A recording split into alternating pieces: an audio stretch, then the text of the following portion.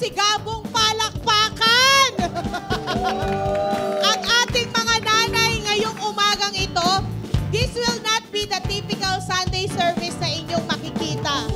Dahil ngayong pong umaga, magkakaroon po tayo ng isang panayam para sa mga piling nanay ng New Life Tondo na kung saan maaaring magkaparehas kayo ng mga pinagdaanan, maaaring parehas kayo ng mga experiences sa buhay, and we will find out paano naging matagumpay ang mga challenges na ito sa buhay nila. At hindi ko na po patatagalin.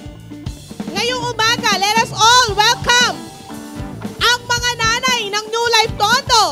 Let's have Mami Puti!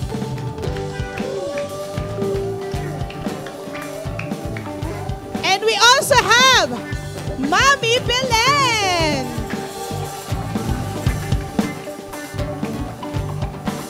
Let's have Mami Jam!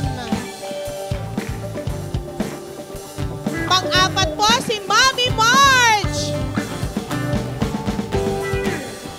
And last but not the least, Mami Jerilyn!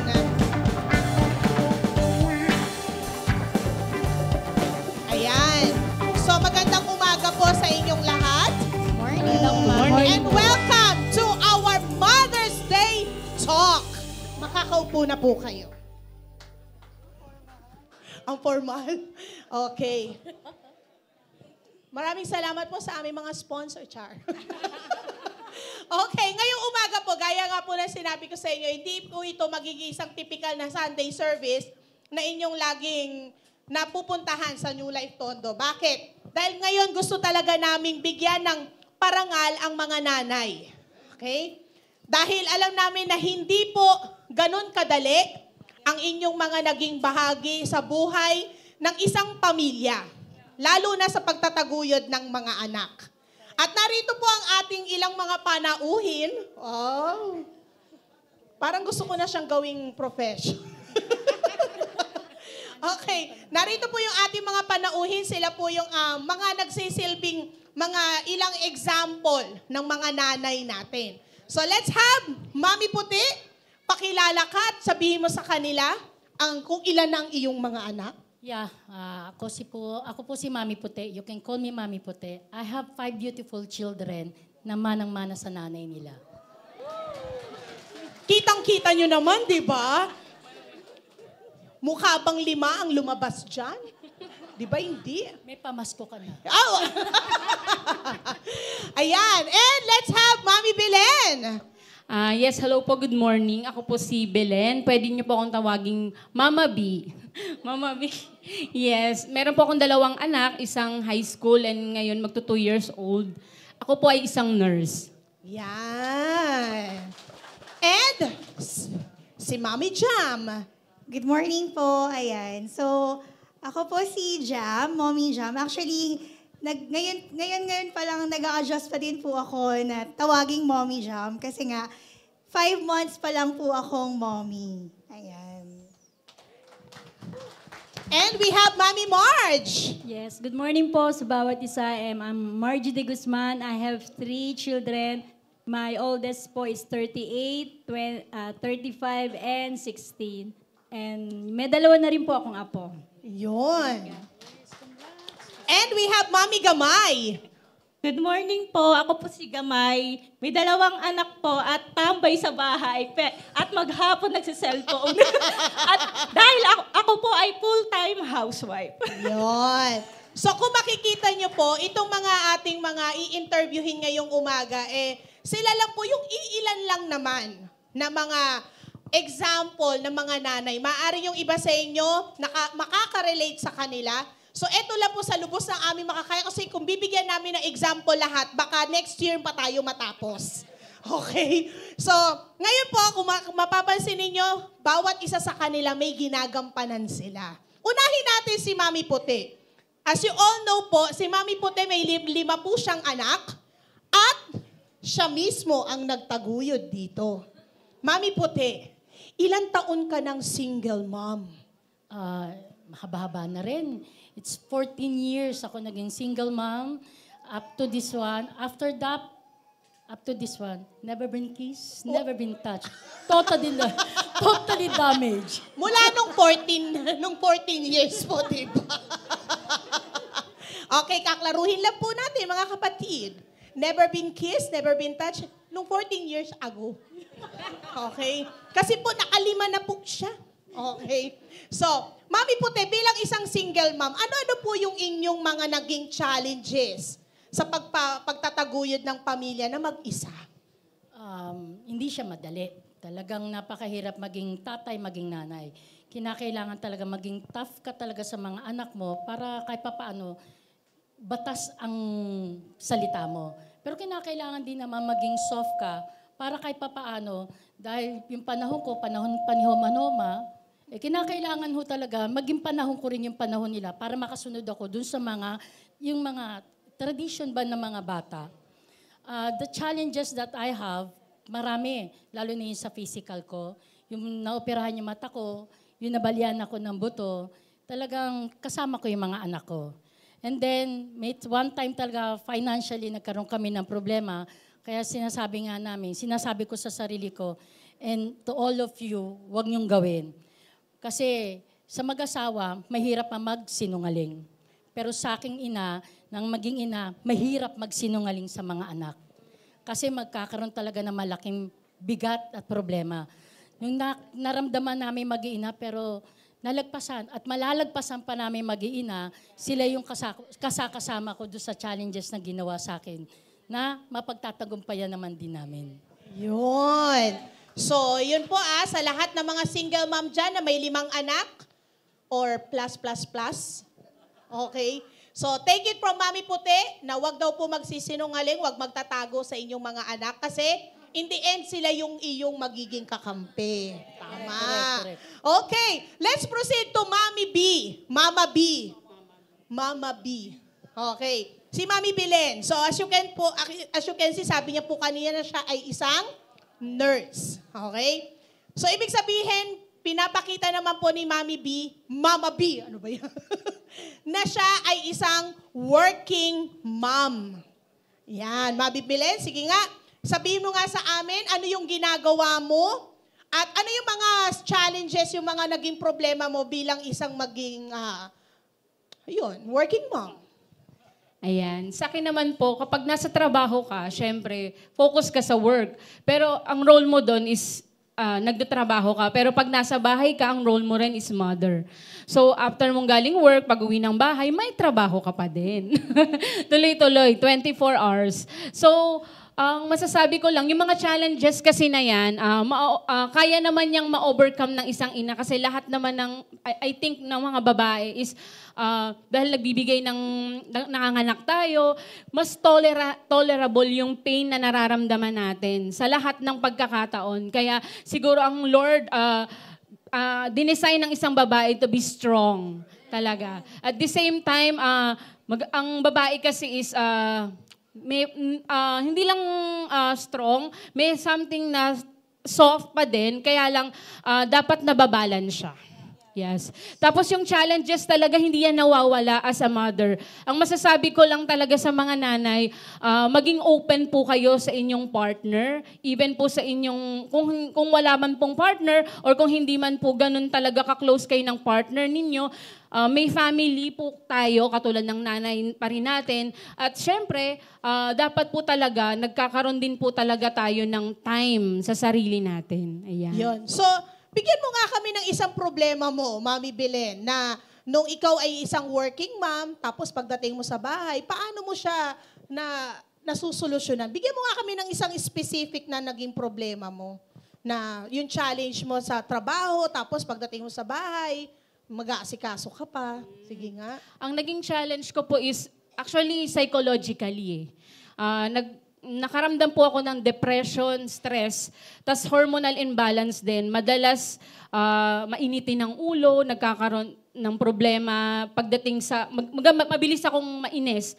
Then sa trabaho, ang naging challenges ko, naging makakalimutin ako. So, ang nangyari po is, nagpa-check po ako talaga sa isang doktor to normal lang ba yung nangyayari sa akin as a mother. Kasi nga, kakapanganak ko lang din po ng 2022. Meron po akong 1 year, 2 years old na anak sa June. So, yung age gap kasi ng anak ko, yung panganay ko is grade 7, 13 years old. Tapos yung baby ko ngayon. So, medyo mas nahirapan talaga ako. Tapos nasusolusyonan ko siya through humingi po ako ng help talaga. And then na-realize ko normal pala siyang nangyayari kasi ang mga babae pala, magkakaroon talaga ng hormonal imbalance. Yes, madalas yan, lalo na kapag nagdadagdagan ng edad. Kaya ang payo ko sa mga asawa, sa mga anak, unawain at habaan ninyo yung pasensya ninyo. Kung bakit, Ayun, yun lang Yun. sabi ko, Ayun. So, mga tatay dyan, alam nyo na, kapag medyo naiirita yung mga asawa nyo, sabi nyo lang, may hormonal imbalance ka. Ganon. Okay, now let's proceed to Mommy Jam. So, siya naman po, nire-represent niya ang mga first-time mom. So, mga unang beses pa lang naging nanay. Sige nga, Mommy Jam, kwentuhan mo kami ng iyong mga experiences. May mga challenges na ba? Wala daw. Olika, let's move to Mama. Ay, wala. Ayan, hello po. Ayan. So, ang na-realize ko, yung mga na-discover ko as a first time ma'am, unang-una, ang hirap palang maging nanay. At ang hirap magpakananay. Kasi magkaiba yun eh. Di ba? Pag naging nanay ka, pag nanganak ka, pero yung talagang nanamnamin mo, yayakapin mo yung yung role mo as a nanay, very challenging talaga siya in the first place. Kasi akala ko dati, kayang-kaya ko na, dahil naging titang mommy ako ng mga pamangkin ko before. As in, literal na pagkapanganak ako na yung nag-alaga. Pero iba pala kapag sa'yo na nanggaling. Yes. Kasi kapag tita ka, ang benefit number 1 nun, kapag pagod ka na, pwede mong isole. Pero kapag ikaw yung nanay, walang break time, walang time out, kapag pagod ka, kahit puyat ka, walang excuse. Ikaw yung mag-aalaga talaga sa anak mo 24/7. Tapos, isa pang challenge, yung bigat ng role na may isang life na nakadepende totally sa'yo. Especially when you're a breastfeeding mom. Na, ayun nga, parang wala kang ibang choice eh. Kasi yung anak mo, sa'yo kumukuha ng nutrients para mabuhay siya araw-araw. Especially with amihan, kasi medyo choosy siya. Hindi talaga siya dumidede sa bote. Sa akin lang talaga siya dumidede. So, ayun, parang mabigat siyang role for me kasi nga, nakadepende yung life ni amihan sa akin. And then, another discovery, kasi late akong nag-asawa, late din po ako nagkaanak. 32 years old na po ako nung nagkaanak ako. So, for 32 years, sanay ako na ako yung binibaby. Ako yung binibaby ng family ko sa amin. Tapos kahit nag-asawa ako yung binibaby ako ng asawa ko. So, nung nagka-baby ako na, ay, ako na yung nanay, hala, paano to? Parang gano'n, natawa siya. Ayan. Nung ako na po yung nanay, parang nagulat ako, parang, ganito pala, mahirap pala siya. Pero, ang fulfilling doon, marirealize mo na may mga bagay na mahirap, may mga bagay na sobrang hirap, pero kaya mo pala. Kasi wala kang choice. Kasi wala kang choice kung hindi gawin yon. Pero alam mo, yung kinakaya mo siya by the grace of God. Tapos marirealize mo, kaya mo palang magmahal ng ganun. Kasi iba yung pagmamahal sa parents, sa kapatid, sa asawa. Pero kapag nagkaanak ka, marirealize mo, kaya ko palang magmahal ng ganitong unconditional. Kasi yung anak mo, wala naman talaga siyang binibigay sa yung, alam mo yon, iihian ka niyan, tataihan ka pa minsan, pupuyatin ka, papagurin ka. Pero kumaga parang wala kang nakukuha sa kanya. Pero pag nginitian ka, ay solve na, wala na lahat ng pagod. Tapos alam mo yung makikita mo lang siyang matutulog, humihinga, gumagalaw ng taas-baba yung tiyan niya. Ang fulfilling, babahing, tapos kahit makikipagtitigan lang sa'yo, tapos alam mo yung kahit yung itsura niya, nakakatawa kapag umiire. Di ba parang, ganito pala yung unconditional love na wala kang hinihinging kapalit. Parang bigay ka lang ng bigay. So sa ngayon po talagang sinasavor ko every moment ng pagiging nanay kasi alam ko season lang naman itong panahon na ito. Kaya in-enjoy ko po every moment ko with Amihan. Ayan. So, palakpakan naman po natin si Mami Jam. So, ang ating first time ma'am. So, kung maaring yung iba sa inyo nakaka-relate sa kanya, then, yun po. Di nakarelate po kayo. Okay. Okay, let's proceed po to Mami Marge. Si Mami Marge naman po ay may 3 anak, gaya ng sinabi niya kanina. Pero, ang sister dito, yung 2 doon, wala na sa poder niya. So, how is it like, Mami Marge, na wala na ngayon sa'yo, sa poder mo ngayon, yung 2 anak mo? Siyempre po, una malungkot. Emotionally, siyempre mamimiss mo sila. But thank God, meron po tayong mga gadget, meron tayong mga cellphone na anytime pwede mo silang ma-reach kami. And we thank you dahil yung panganay ko po lalo babae, talagang struggle siya nung bago lang. Sabi niya, ma, paano pagluto ng ganito? Ma, yung miyat-maya tawag siya. Sabi ko, kasi sa totoo lang po, nagluluto po ako, hindi sila natuto. Kasi yung panahon po na yun talagang puro aral. So talagang ako po lahat yung nagpe-prepare kasi sabi niya, ma, ang hirap pala maging nanay pagka separate ka, wala na kami sa inyo. And sabi ko, kaya mo yan dahil challenge sa kanya yon. And thank God, may apo na rin po ako sa kanya at natutuwa po ako dahil na talagang naging matatag siya. Ano mang problema, tatawag lang siya, matulungan mo ko. Tapos lalo kang nagiging yung malapit. Akala mo, porket wala sila physically, but napakalapit po kasi talagang anytime nakadepend sila sa mga magulang nila. Ayun. So, kasi nasabi natin kanina, 3 yung anak mo, Mami Marge. Ang kwento mo naman sa kanila, okay? Yung isang magandang pangyayari sa buhay mo na hindi mo inaasahan. So kasi sabi po natin, yung 2 anak niya, wala na sa poder niya kasi may sarili ng pamilya. Pero kwento nyo naman po para sa kaalaman lahat, ano yung isang magandang bagay na nangyari sa inyo? Yes, alam niyo po, talagang miracle po. God is a God of order. Hindi ko po na-expect na magkaka-baby pa po ako.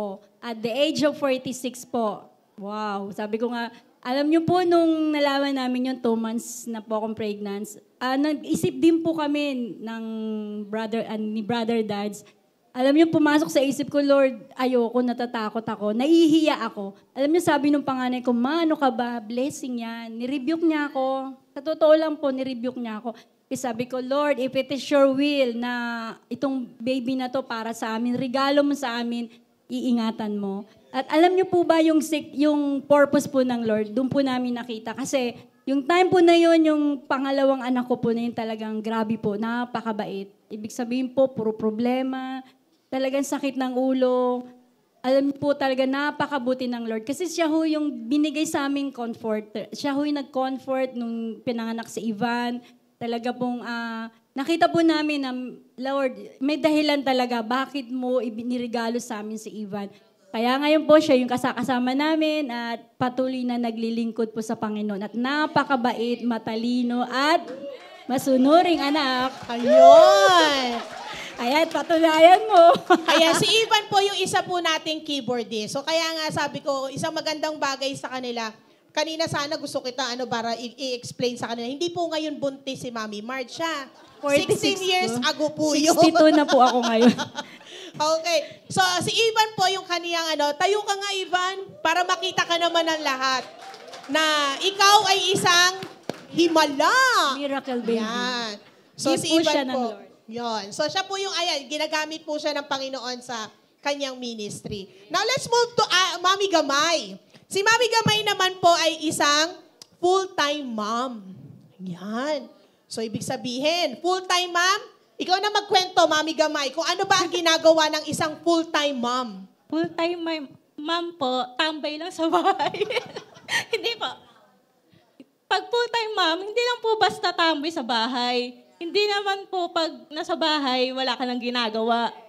Katulad po sa akin, gigising po ako maaga, sikasuhin ko po yung grade 2 kong anak, habang may baby po ako na 10 months old, nag-aasikaso, tapos biglang iiyak yung 10 months old ko. Hindi ko na alam kung ano uunahin ko.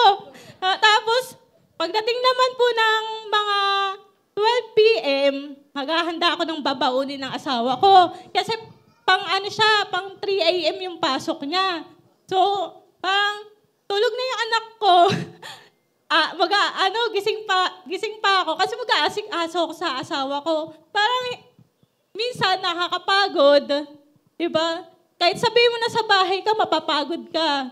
Yung pag-iisip lang ng ulamin nyo sa buong araw, di mo na, minsan sasabihin ko na sa asawa ko, ikaw na bahala kung ano gusto mo. Bumili ka na lang.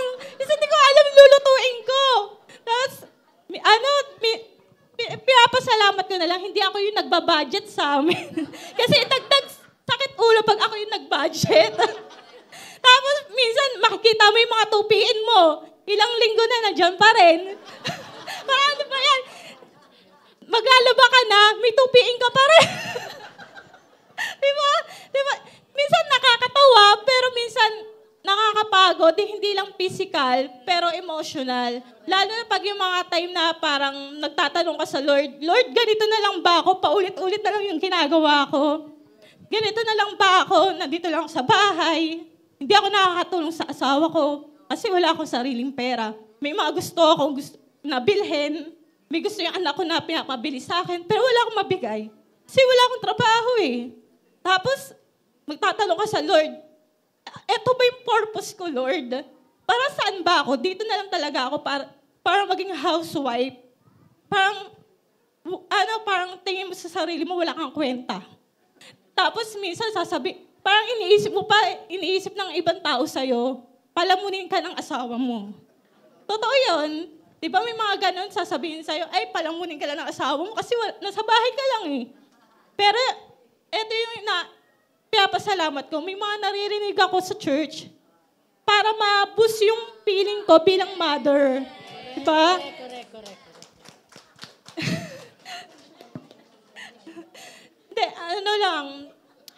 Pero, ang bait ng Lord kasi, kahit nasa bahay ako, binibigyan niya ako ng idea para paano ko kumita.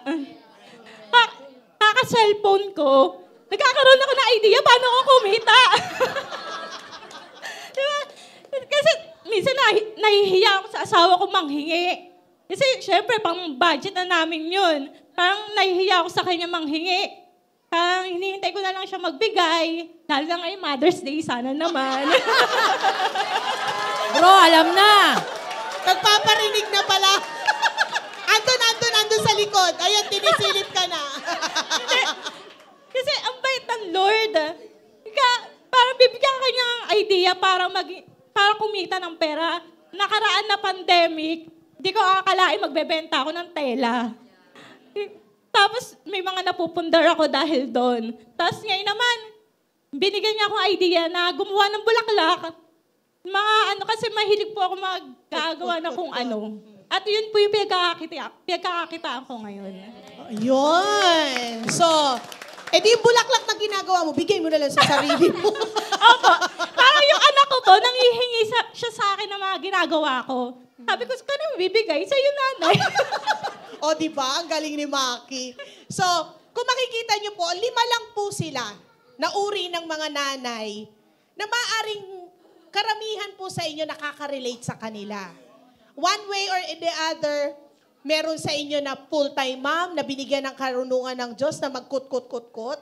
Kasi hindi lahat tayo marunong gawa ng kung ano-ano na pwedeng maging pagkakitaan. Si Mami March, ganun din. Yung mga anak nyo, wala na sa poder ninyo. Si Jam, lalo na sa mga first-time mom at sa mga kabataan, pag-edad nyo na. Okay. Pag nasa tamang edad na kayo. So, take it from Mami Jam. Kay Mami Belen naman, siya naman po yung working mom na may trabaho siya from 8 to 5, pero pag uwi niya sa bahay, may trabaho pa din. Diba? Hindi natatapos. At lalong-lalo na, maaaring karamihan, Mami Puti, sa ating mga kapatid dito na nanay, katulad mo na single. Single mom. Okay? Single na nanay na nagtataguyod ng mga anak. So, ilan lang po sila sa mukha ng isang ina na kung saan hindi talaga madali. No? So, bago tayo matapos dito, bigyan nyo nga po ako ng isang advice or isang salita na pwede nating maiwanan sa ating mga kapatid ngayong umaga. Sige, umpisahan mo, Mami Puti. Well, ang advice ko na may bigay doon sa mga single mom, yung time talaga na namblema kami ng todo, nag-asa ko talaga ng advice kay Pastor Herbie. And one thing na narinig ko sa kanya na until now, bit-bit ko sa puso ko, yung sinabi niya doon sa mga anak ko na huwag niyong isipin na hindi kayo kumpleto. Huwag niyong isipin, mga anak, na hindi kayo buo. Ngayon niyo isipin na binuo kayo ng Panginoon. Nakasama niyo ang Panginoon sa buhay ninyo. Then naramdaman ko sa sarili ko, hindi ako nag-iisa. Nandiyan dyan ang Diyos para sa amin. Na lagi namin kasama sa battle na kinakaharap namin. And next, Mama B, ano ang pwede mong iwanan sa ating mga kapatid ngayong umaga? Sa akin naman po, bilang nanay, mas maganda rin po na inaalagaan din natin yung ating sarili. Importante po, kasi po paano po tayo makakapagbigay ng pagmamahal, paano natin maalagaan yung mga anak natin at yung panganay din nating anak. Yun nga, panganay din nating, yan, yung asawa po natin, ayan. Kailangan po talaga, ingatan natin kasi darating talaga yung time na yung katawan natin mapapagod. Yes. Pero hindi tayo mapapagod at hindi tayo susuko. Lalaban tayo para sa pamilya. Yes. At syempre po, dapat po, bilang mga anak naman po na nandito din, na nandito rin yung mga nanay ninyo, bukod sa pangunawa at pagmamahal, patuloy nyo pong iparamdam sa kanila na nandiyan pa rin po kayo. Kasi habang nagkakaroon po ng pamilya ang bawat isa, minsan po nakakalimutan na natin na meron pa rin tayong mga nanay na talagang noon ay naging nanay din natin sila before dahil nga hiwalay na tayo. Mas maganda po na bigyan natin sila ng time. Importante po yung time. Hindi na po natin yun maibabalik kahit kailan. Yun lang po. Ayan. So, kahit na anong estado ka pa, kung kahit na anong ginagawa mo sa buhay, take it from Mami Belen. Mga nanay, magpaganda pa din kayo. Yun lang yun. Okay? Para at least kahit na nasa bahay ka, working ka, single ka, o bagong nanay ka, still, kailangan pa rin magpaganda. Okay, let's have Mami Jam. Ayan, ang may iwan ko pong advice, unang-una, don't be too hard on yourself. Just take it one day at a time. Kasi you have a lifetime to learn how to be a mom po talaga. And then, seek for others' advice. Actually, itong seek for others' advice, until now, pinapractice ko siya. Kasi that's the easier way eh. You don't need to go all through those hassles para matutunan mo. Kaya lang, parang yung pagiging mommy ko kasi ngayon, parang more on self-discovery siya. Kasi parang mas doon ko natatandaan, mas doon ko na-appreciate yung learnings. Pero mas madali, if you seek for others' advice. Sabi nga, di ba, wag mahihiyang magtanong. Ayan. And at the end of the day, you'll realize na yung sa pagiging nanay mo, hindi ka talaga solo lang eh, hindi ka mag-isa. Of course, you are blessed if you are with your partner or you are with your husband with you sa pagpapalaki ng anak mo. Pero marirealize mo, every step of the way, katulad ko, simula nung binigay ni Lord sa amin si Amihan, simula nung sa pagbubuntis ko, sa panganganak ko, hanggang kasama na namin siya sa pag-aalaga ko araw-araw. The Lord is the one who gives me the strength to carry on every day. Yung grace niya, enough yon to sustain you sa araw-araw ng pagiging nanay mo sa mga anak mo. So, don't forget na hindi ka nag-iisa. Laging nandyan si Lord sa tabi mo sa kahit anumang challenges o hardship ng pagiging nanay mo. Yes. Thank you, Mami Jam. And, Mami March, ano ang maiiwan mo para sa ating mga kapatid ngayong umaga? Yes, I want to encourage na, though wala na po sa poder natin yung ating mga anak, alam niyo po, mas lalong masarap. Bakit po? Kasi lagi ka nilang maaalala, tatawagan ka, Ma, meron tayong travel, meron tayong ganito. Umaangal po ako kasi nag-work pa po ako. Sabi niya sa akin, Ma, mag-retire ka na. Kailan ka pa makakapasyal pag hindi mo na kayang lumakad? So, nandun yung, daman-dama mo yung concern, yung love, yung talagang, mas lalo po talaga kami naging close ng mga anak namin. Kahit wala na sila sa amin, mas, ako po yung sumusuko sa yaya ng pasyal. Kaya sabi ko, sige, magre-retire na ako next year. Kasi ang desire ko po, wag muna sana up to 65. Kasi si Ivan po, nag-aaral pa, exactly, grade 12 na siya. Kaya lang po, sabi ko nga, sige na nga, para hindi na ako mag-a-absent sa office kasi nahihiya po ako mag-absent. Eh kung mag-travel po, minsan 5 days, 6 days, alam niyo po, hiya ako kaya sabi ko, sige na, magre-retire na ako next year. And I thank God dahil mas lalo po kaming naging close at hindi nawawala yung video call everyday, kamusta na kayo ni Papa. So, thank you sa Lord. Yun. So, ang iniwanan sa atin ni Mami Marge, sa mga anak ninyo na wala na sa poder nyo, constant communication para hindi nyo mamiss ang isa't isa. Lalo na ngayon, napakadali na. No? And let's have, last but not the least, Mami Gamay, ano ang pwede mong iwanan sa ating mga nanay na full-time sa bahay? Sa mga nanay po na katulad ko na full-time, alam ko po may mga time na naiiyak ka na lang bigla. Kasi pagod ka na, hindi lang physical but emotional. Iniisip mo kung ano yung mga dapat mo pang gawin, kung paano mo pa mapapalago yung pamilya mo, paano mo maalagaan yung anak mo. May mga what ifs ka sa Lord. Iniisip mo, kung hanggang dito ka na lang ba, lagi po natin tandaan na yung Lord yung pahinga natin. Iiyak nyo lang po sa Kanya yung mga pagod nyo sa Kanya. Siya po bahala sa pamilya mo, sa anak mo, lalo na po sa'yo. Siya yung magbibigay ng lakas sa'yo sa araw-araw. Lagi lang po natin tatandaan na hindi lang po tayo housewife. Yung Lord yung magagabay sa atin kung paano natin mapapalaki yung mga anak natin. Huwag lang po tayo mapagod sa mga anak natin, lalo na sa mga asawa natin. Kasi pag tayo nawala, mababawasan yung lakas ng anak natin at ang asawa natin. Lagi lang po natin tandaan, yung Lord lagi lang nandyan para makinig sa mga problema natin, sa mga hinaing natin. Lalo na sa mga times na down ka na, hindi mo na alam yung gagawin mo. At tandaan po natin, hindi lang tayo tambay sa bahay. Palakpakan naman po natin ang ating mga mamis ngayong umaga na ito na alam ko sa maikling oras na ito, marami kayong napulot sa kanilang mga sinabi. So kung meron man po kayong mga tanong pa, kung meron kayong parehas na experiences katulad nila, you can freely ask them. No, they are all the leaders of the church. Maari po kayong magpumunta sa kanila at para manghingi ng advices at kung ano man yung mga questions nyo pa na kailangan ng tanong. No?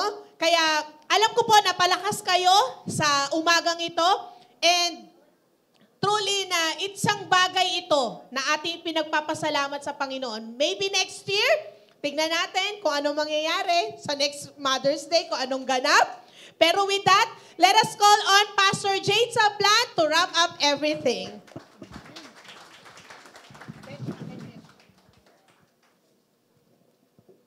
Once again, palakpakan po natin yung ating mga kananayan dito sa loob ng church. And you know what? This is one of the reasons, many reasons why I love this church. Isa po ito sa dahilan kung bakit mahal ko ang iglesyang ito. Napakaraming dahilan, pero isa ito. Alam niyo po kung ano, na ang church natin ay hindi tayo traditional church. Hindi tayo basta, kasi yung iba sa inyo, alam niyo na, ay basta pagkatapos ng worship niyan, may offering. Tapos ng bigayan, upo kami. Tapos patatayuin kasi i-welcome si Pastor Herbie. Tapos magpipreach si Pastor Herbie sa pulpit. No, because church is not supposed to be like that. Whatever it is na makakatulong sa tao, yun po yung ginagawa natin. And we are so blessed that we have a pastor who is spirit-led at nakikinig sa Diyos. Therefore, we have a church that is spirit-led. Meron tayong pastor na hindi yung basta nakasanayan lang. Hindi tradisyonal. Hindi nakagawian lang. Meron tayong pastor na marunong makinig sa Diyos. Therefore, yung church natin, dun pumupunta. Kaya sabi niya na nakaraan, oh, Mother's Day, pagsalitain natin yung mga nanay. Can you imagine that? Si Gamay po, lalo hindi naman po yun sanay magsalita. Nakita niyo po, nanginginig yung boses nung nagsalita. Pero nung narinig niyo siya, nakarelate kayo sa kanya. Naging encouragement siya sa inyo. Na sinasabi niyang hindi lang tayo tambay. Hindi totoong palamunin tayo. At nakikita niyo po na itong church, ito ay totoong mga buhay. We are not pretending here on church. Whatever you see here, baka ina-expect nyo, all the pastors, the leaders, and those musicians, the worship team, or lahat ng tumatayo dito, baka akala nyo walang mga pinagdadaanan. Just like you, we are normal people. We cry. Napapagod din kami. But the good thing, nakikita natin dito, na pare-pareho tayo na may pinagdadaanan, pero pare-pareho tayong lumalaban. Kasi may Diyos na nagpapalakas sa atin. Walang perpekto, pero may perpektong Diyos na nagiging kalakasan natin. So don't ever think, si Pastor, ang okay-okay ng buhay niya. No, wala po tayong idea. Kaya lang, doon natin makikita, grabe yung grace ng Lord sa buhay ng bawat isa. Na hindi tayo lahat perpekto, na lahat tayo may problema, lahat tayo may pinagdadaanan, pero lahat tayo may Diyos na nagmamahal sa atin. Amen? Our pastor right now is in Baguio. Nagpipreach po siya sa mga oras na to sa New Life Baguio. And I know, as much as we wanted him to be here, gusto natin yon. Iba kapag ang tatay nasa loob ng tahanan. Pero, the more we release our pastor, the more blessing ang dumarating. Why? Kasi habang nire-release natin siya, a lot of people ang nabe-bless sa pamamagitan po ng ating pastor. And kahapon, nagsalita po siya sa 2,000 kabataan. Can you imagine gaano karaming buhay yon? At habang nire-release natin siya, nagiging parte po tayo nun. Habang may ginagawa po yung pastor natin sa ibang lugar, we as a church, we are a part of that. Amen! At gusto ko pong batiin once again sa lahat ng mga best rapper in the world. Happy Mother's Day po sa inyong lahat. Sa mga nanay na kahit hindi nag-aral mag-rap pero tinaig si Glock 9. Happy Mother's Day po sa inyo. Alam ko mga kabataan, minsan ang nakakasawang pakinggan. Parang minsan paulit-ulit naman si nanay.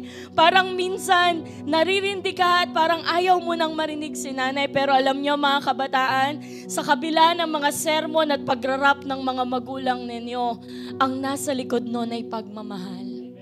Kaya lang sinasabing ayusin yung pag-aaral mo para pagdating ng panahon may makuha kang maayos sa trabaho. Kaya lang sinasabing ayusin mo yung higaan mo para pagdating ng panahon na ikaw yung may sarili ng pamilya, kaya mong ayusin yung sarili mong tahanan. Kaya sinasabing maging mapagmahal ka sa iba. Lahat ng ituturo nila sa atin, it is because para rin po sa atin. Kaya mga kabataan, kala nyo, nakakainis, sana walang nagsasaway, sana walang nagsisermon. Pero kapag wala na yung mga nanay na nagpapaalala,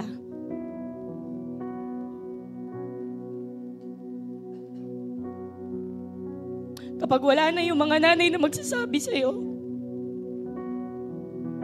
anak, ayusin mo yung buhay mo, ha? Anak, palagi, kapag wala na sila, mamimiss nyo sila. At kahit saan nyo sila hanapin, hindi nyo na sila makikita. Hindi na.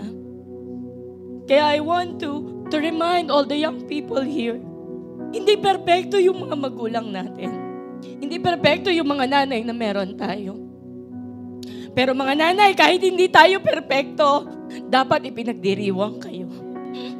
Kahit hindi kayo perpekto, kahit hindi tama lahat ng mga pagiging nanay ninyo, dapat i-honor at i-celebrate kayo.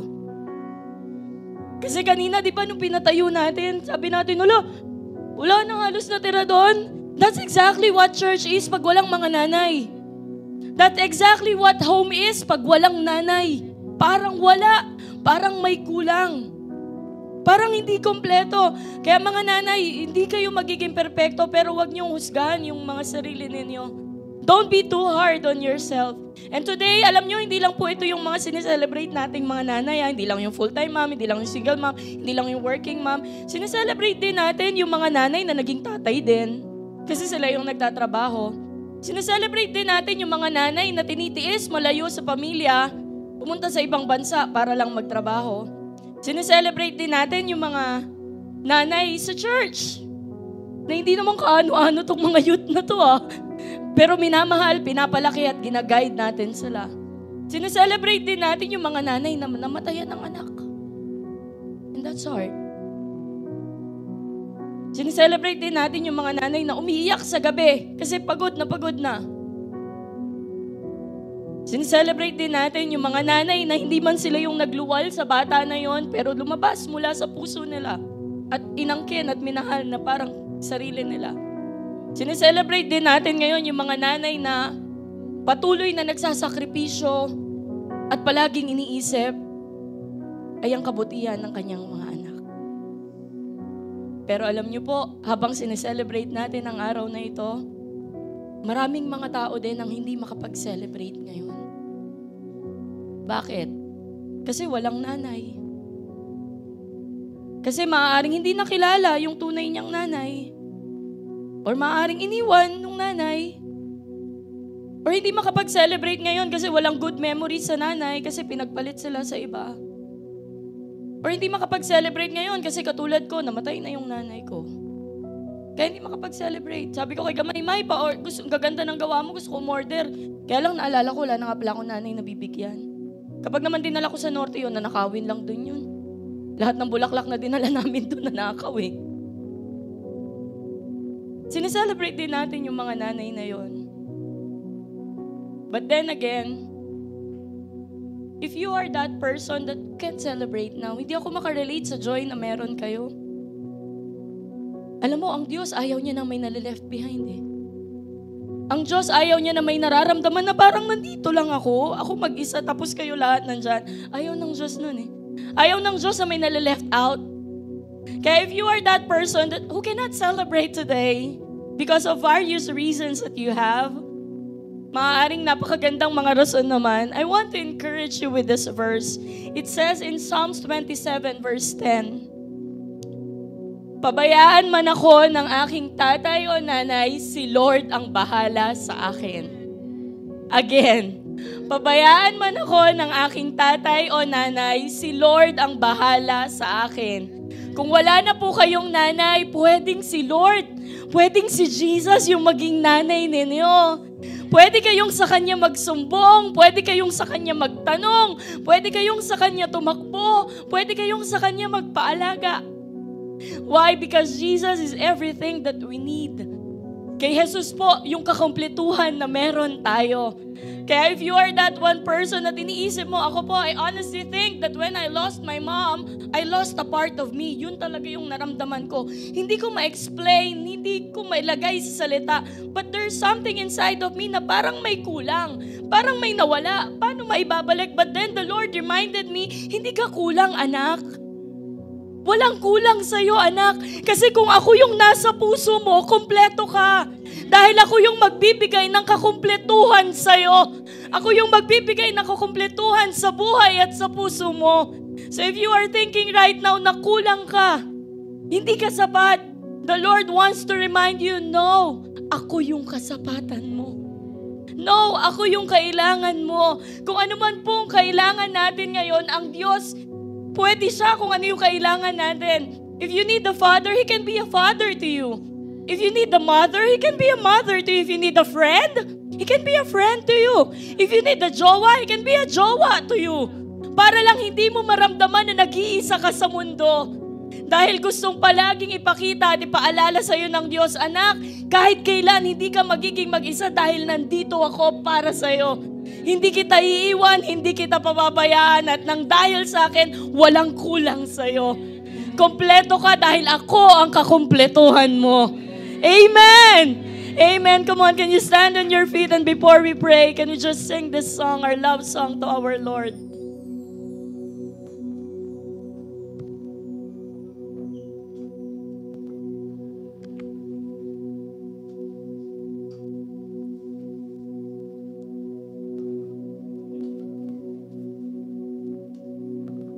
Ikaw lang ang pag-asa ko, tanging ikaw ang buhay ko, Jesus.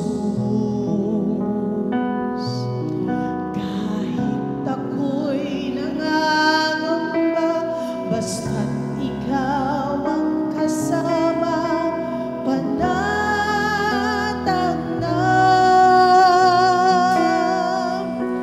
Ikaw lang ang sasambahin, paligid man ay magdilim, Jesus.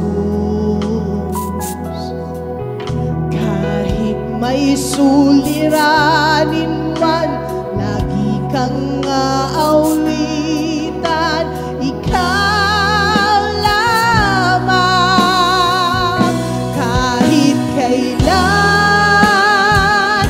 di ka nagkulang, biyaya mo sa akin laging laan.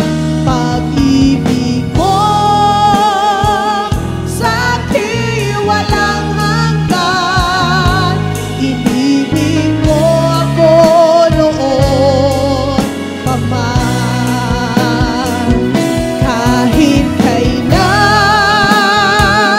di ka nagkulang, biyaya mo sa akin laging laan. Pag-ibig mo sa akin walang hanggan, inibig mo ako noon pa man. Maybe some of you are thinking, Lord, bakit laging kulang? Pag nagbabudget ako, kulang. Pag nagbibigay ako ng pagmamahal, kulang. Pag ginagawa ko yung the best ko, parang kulang pa din. Lord, bakit parang laging kulang? Kapag nararanasan at nararamdaman niyo po na parang laging may kulang, tumakbo at lumapit po kayo sa Diyos. Dahil sa Diyos, walang kulang. Dahil ang Diyos pag nagbigay, sapat at kumigit pa. Dahil ang Diyos pag nagpagaling, sapat. Dahil ang Diyos pag nagbigay ng biyaya, hindi kulang, palaging sapat. Kaya mga nanay, pag may kulang, huwag ka kay Bombay pumunta. Pumunta ka sa Diyos at sa Kanya ka humingi. Kapag may sakit, tumakbo ka sa Kanya at sa Kanya ka humingi. Kapag ka may kaguluhan ng isip, kapag ka merong damdamin na nasasaktan, kapag ka alam mo na parang Lord, lahat na lang kulang, you go to Jesus. Why? Sa Kanya, hindi ka makakakita ng kakulangan. Lahat ng kakumpletuhan na hinahanap mo, makikita mo lamang sa katauhan ni Jesus. Ano mang bagay, lahat, ang Diyos ang makakapagpuno nito. Kaya mga kapatid, when you feel like it's so kulang, come on, get. Kaya kulang kasi ayaw mong kumuha eh. Kaya kulang kasi ayaw mong manghingi eh. Kaya kulang kasi wala kang faith para kuhanin yung mga bagay. Pero ang sabi ng Lord, come on! Hindi mo ako mauubusan, anak. Baka akala nyo mauubusan nyo ang Diyos ng pagmamahal. No. Baka akala natin mauubusan natin ang Diyos ng pagpapatawad. Hindi ah. Baka akala natin mauubusan natin ang Diyos ng kayamanan. Hindi. That won't happen. Baka akala natin mauubusan natin ang Diyos ng pag-intindi. No, you cannot outgive God. Kaya come on, whatever it is that you need right now as a parent, as a mom, as a person, whatever it is, I want to tell you right now, hindi ka kukuha sa mundo kasi kulang din yung mundo. Hindi ka kukuha sa sarili mo kasi maaaring ikaw may kulang din sa'yo. Pero every time na may kulang, kumuha ka sa Diyos. Kahit anong pagkukulang, kumuha ka sa Diyos. Why? Kasi sa Kanya mo talaga makikita yon. Amen? Can we sing that song, that chorus part again? But this time, gusto ko kayo lang. Because I want you to hear your voices na sinasabi mong, Lord, sa'yo walang kulang. Para maalala mo na kapag may kakulangan, sa Diyos ka lalapit. Kasi wala siyang kulang. Amen? Can you just raise your hands right now and let's sing this? Kahit kailan, di ka nagkulang, biyaya mo sa akin laging laan. Ang pag-ibig mo sa akin walang hanggan, inibig mo ako noon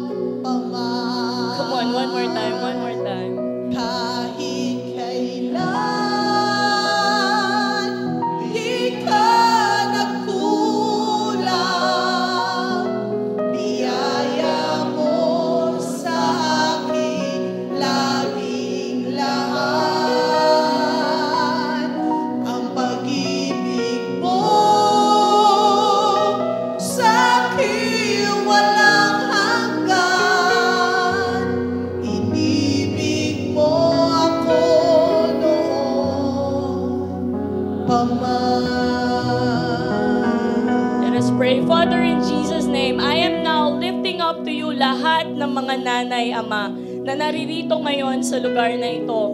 Unang-una, salamat. Salamat sa pagbibigay sa amin ng mga magulang, ng ina.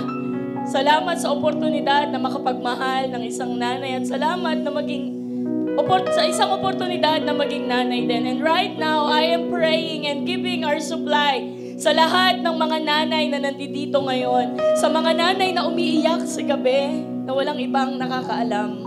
Sa mga nanay na halos sumuko na. Sa mga nanay na pagod na. Sa mga nanay na nagkakanda sakit-sakit na yung ulo sa pagbabudget ng pera. Sa mga nanay na feeling nila wala silang kwenta at wala silang kayang gawin. Sa mga nanay na feeling nila yun na lang ba yung buhay nila. I am right now praying for them that you strengthen all those mothers right now. Ama, palakasin mo ang bawat nanay na ito dahil hindi madaling maging isang ina. Pero salamat ng dahil sa iyong kalakasan na ibinibigay sa amin. Salamat ng dahil sa iyong pag-ibig, nagagampanan namin ito at patuloy namin itong magagampanan. Kaya Lord, I pray na walang mga nanay dito, Lord, ang magpapakamatay, ang magpapatuloy sa postpartum depression, walang mga nanay dito na magpapatuloy mismo sa depression. Why? Dahil lahat ng kailangan namin ay nasa iyo. Kaya hinihingi namin ito ngayon. Ano mang kakulangan na meron kami, ibigay at isupply mo sa iyong mga anak. Kung merong nangangailangan ng kagalingan ngayon, I speak healing right now to flow. To flow in your body right now, whatever healing that you need. In your physical body, in your emotional. Pinagagaling ka ng Diyos ngayon. At kung meron ngayon na nakulang sa katinuan ng isip, I speak and I declare right now the sound mind. Ang katinuan ng isip na nanggagaling sa Diyos ay mapa sa iyo ngayon. Kung meron man dito ngayon na nagkukulang pinansyal, baon sa utang, Lord, right now I speak and I declare your blessing, your favor to be upon your people. Ama, dahil ikaw lang yung makakagawa ng mga bagay na hindi namin kayang gawin. Kung meron ditong nangangailangan ng kapayapaan, hindi ka makatulog sa gabi. You're so troubled, hindi ka makatulog. Ama, ikaw yung maging kapayapaan nila. Walang kulang sa iyo, Lord, and right now we are getting that from you.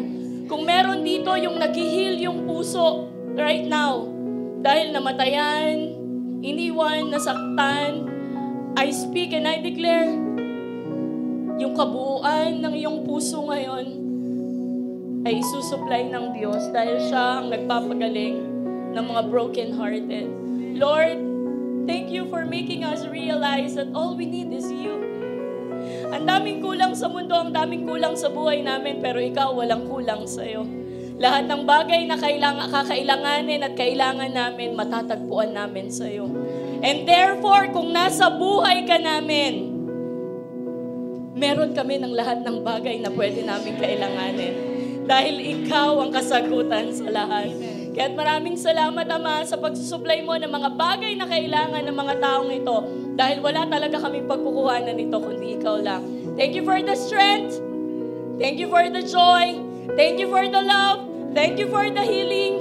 Thank you for the peace of mind. Thank you for the sound mind. Thank you, Lord God, sa protection na binibigay mo sa amin. At kinukuha namin ito lahat sa iyo. At sobra mong saya when we get things from you. Dahil hindi ka namin mauubusan. Maraming salamat, Ama. Napakabuti mong Diyos. Maraming salamat, Jesus. Maraming salamat, Espiritu Santo. This is all we pray. In Jesus' name! Amen and amen. Magkita-kita po ulit tayo next Sunday. Ingat po sa pag-uwi. God bless you! Sabay-sabay po tayo. New life